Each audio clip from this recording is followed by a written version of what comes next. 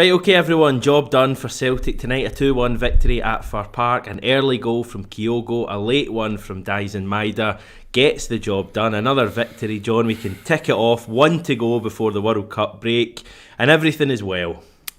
Everything's well from a Celtic's perspective, but to be honest with you, Hamish, now, I don't like to come into these things fizzing, and I don't like to moan about refereeing too much, but I was pretty wound up by some of the stuff I saw tonight at Fir Park. We've got the win, we've got the 3 points, but honestly sick to death with what VAR is supposed to be, what it's for, what the point of it is, and I'm not that happy to be frank with you. But yeah, from a Celtic perspective, good 3 points. Moving into the final game before the break, remaining 7 points clear. If we go into, a 4 or 5 week break, 7 points clear, that is absolutely perfect for the first section of the season. I sense your views are being shared by the majority, because I'm looking at these comments coming in, and every second one is at least is mentioning VAR. So what frustrated you most? What decision frustrated you most? Well, firstly, the Jota offside.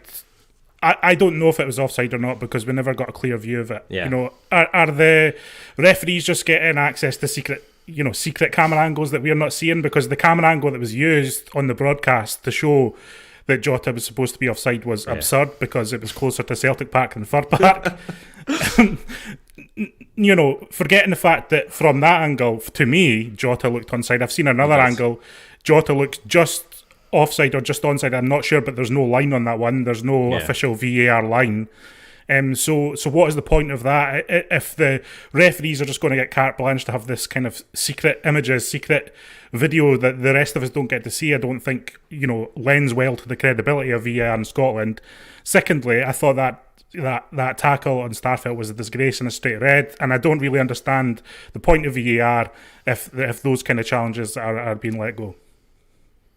Yeah, it's the red card for me was I'm laughing actually. I shouldn't be laughing, because Carol Starfelt could have got incredibly hurt and the player escaped punishment completely. It's ridiculous. You saw the reaction at the time, you see the replay, and it's why is VAR not getting involved there? Like, what are they sitting doing? Mm-hmm. Yeah, no, I agree. And, I've seen a couple of people saying, no, because you got a yellow, they can't intervene. But they can. If the officials in the VAR room thought that was, worthy of a straight red card or worthy of a review of a straight red card, then they have the entitlement to say to Willie Collum, go to the side of the pitch and review it. The fact that they never even told him to review it himself, I thought, was obscene. I thought he was off the ground, studs high, going in with a fair amount of force. Could have been a really nasty injury. And I think you're wanting that to be a red card in the majority of games, because it didn't seem like he was in control of going into the tackle at height. And if we're not using VR to use those, the technology to punish those kind of tackles and stamp those out of, what the Scottish Premiership, then I think they need to have a pretty hard look at themselves. I don't think camera angles were an issue for the tackle, because I think you could tell from plenty of camera angles that was a red. The offside stuff, camera angles are a real issue with that, I think, and you could argue with the handballs from time to time as well. This 6 camera version of VAR that we had in place tonight, because the game wasn't being shown by Sky. A reminder that the games that are shown by Sky, the VAR officials get access to those extra broadcast cameras. So perhaps if tonight's game had been on Sky, we would have got, I think we would have probably got a kind of definitive answer on the Jota one. But, this 6 camera version, it's something you raised at the time, and it did seem to me tonight that, especially with that Jota offside, was a major issue. Yeah. You know what? I don't like coming on these shows and talking about this, because frankly, I'm pretty sick of the drama of VR, but I just felt tonight there was a couple of glaring issues for me, in the sense that we didn't see a proper camera angle for the offside, which is supposed to be, objective. It's not supposed to be subjective. It's supposed to be a line across the pitch. The viewers are supposed to see it. The referees are supposed to present an angle that, everyone can see is clearly offside.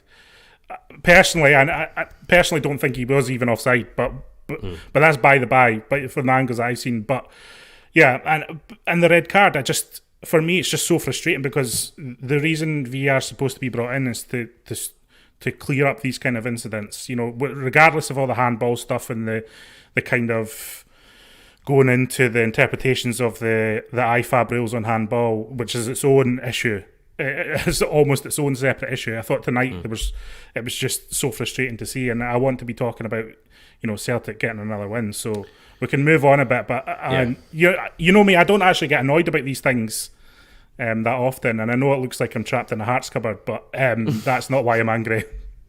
But after a victory, I feel you've kind of got more license to do it, because you know what it's like on these channels. If we'd lost tonight, it would seem like sour grapes. But I think looking at some of those decisions tonight, and even just the way it was refereed again, it was very stop-start. I felt at times the game, and it doesn't kind of play into our hands. But what do we think of the game overall? I mean, for me, Celtic, we score early again. I worked out that's now 11 of our 14 league games this season we've scored within 15 minutes, which is like, I feel like that's a stat I need to repeat. 11 of our 14 league games so far this season, we've scored the first goal within 15 minutes, which is just incredible. I mean, 15 minutes isn't long into a game at all. 15 minutes, we've seen Celtic teams in years gone by, 15 minutes, you're just feeling your way into the game, whereas this team, 11 out of 14 games have been leading, and it's so often Kyogo as well, and didn't even feel it's not even as if we really started the game brilliantly and we're creating chance after chance, but it just takes that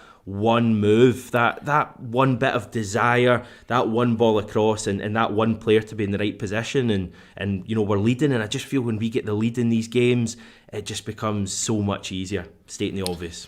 No, I agree with that, and I think that I always trust that we'll have the quality to get ahead in a game like that. Even the first 15 minutes were a little bit strange, in the sense that they had a half decent chance from the stray Starfelt ball that when Van Veen kind of goes around Joe Hart. I wouldn't say that was offside though. I think it was potentially, probably wouldn't have been given though. No, probably not, and so. But that aside, that was the only real kind of half-airy moment, and I think Celtic, once they showed the quality to get ahead, and Matt Riley was superb in pressing the defender there and showing the tenacity to get back on the ball. Kyogo, a nice little bit of movement, and the thing about Kyogo, he gets into positions where he can't really miss, and that's what he's all about. He gets into he shows his movement, he separates himself from defenders in a true poaching style, which is fantastic to see. And I thought we dominated the first half. We were just so ahead in possession and, passing the ball around nicely without creating too much. Yeah. But in the second half, we've been kind of getting into this coasting mode, Hamish, and it's not a big concern. It's not something that I'm going to criticise the team too much for. But we're just getting into some of this, a couple of these matches where we're kind of coasting with just a 1-goal lead. And I don't think that's necessarily what we want to see. I know we eventually got the second goal, but then the defending for their goal was pretty poor.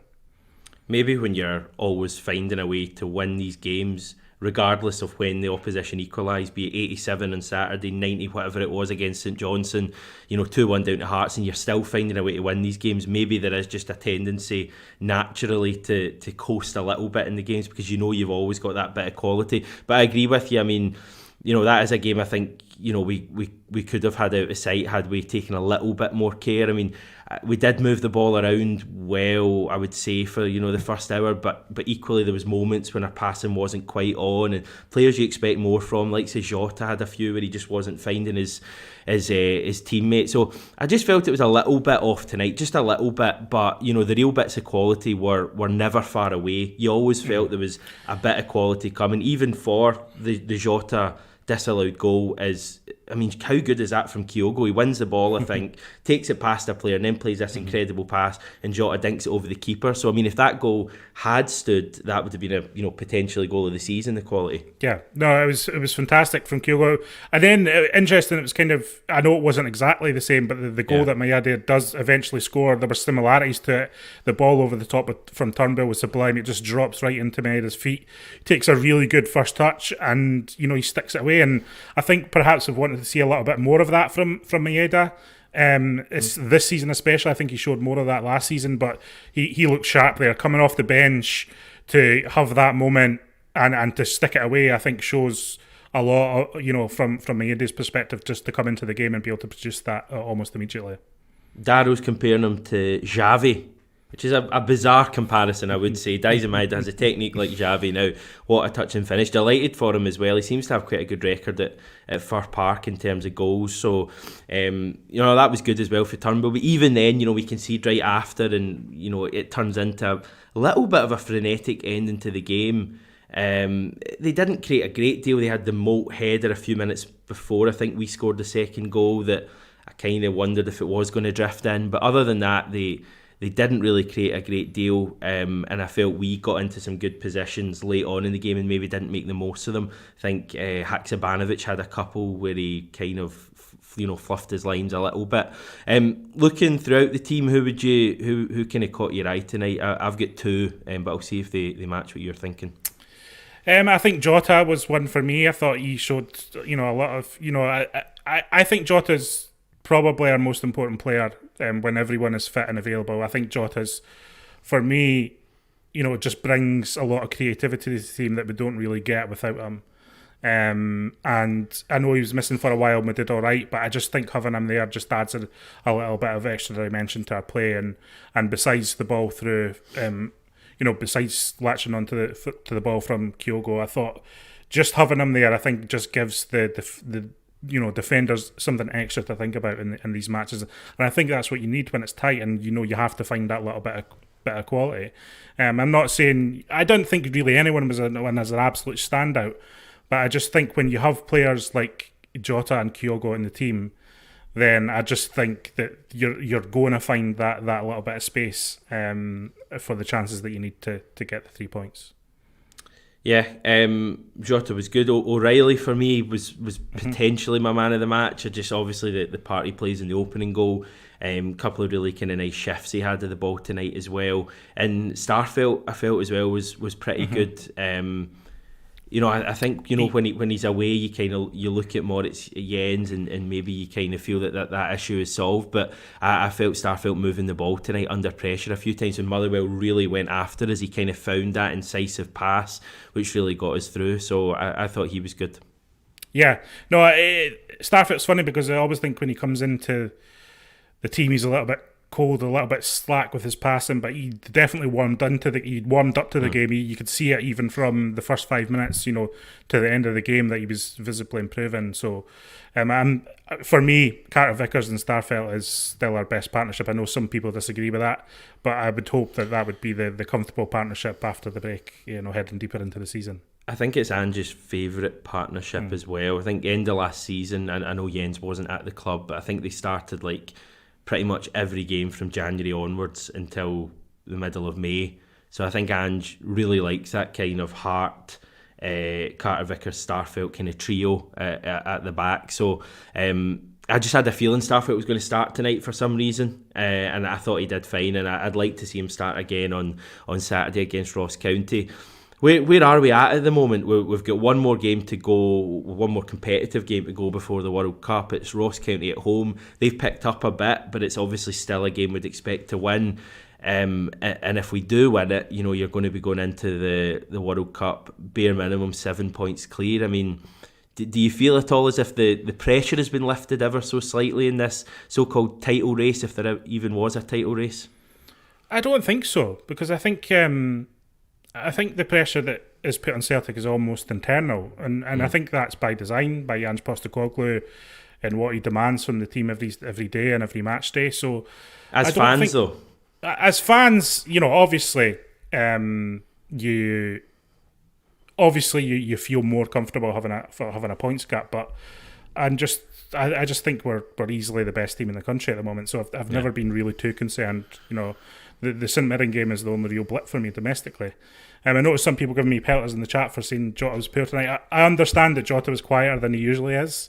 But for me, having Jota there as a threat when we're playing teams like Motherwell and playing teams where we're dominating possession, I think you need someone with a bit of maverick creativity that other players in the squad don't give us. And so that's what I'm saying. And I didn't really think there was a standout in the Celtic team tonight, but I do think a player of Jota's quality helps us find a space and helps others find space around him to kind of work the ball around the box, which was kind of my point. Yeah, I mean, I talking about the position we're in, we're obviously 7 clear. I'm just feeling really, really good about, you know, the way this kind of domestic season is going, because I honestly think we're going to see what we saw last season, and you know, I think the team is going to come back itching to really hit the ground running again, and I think we're going to have.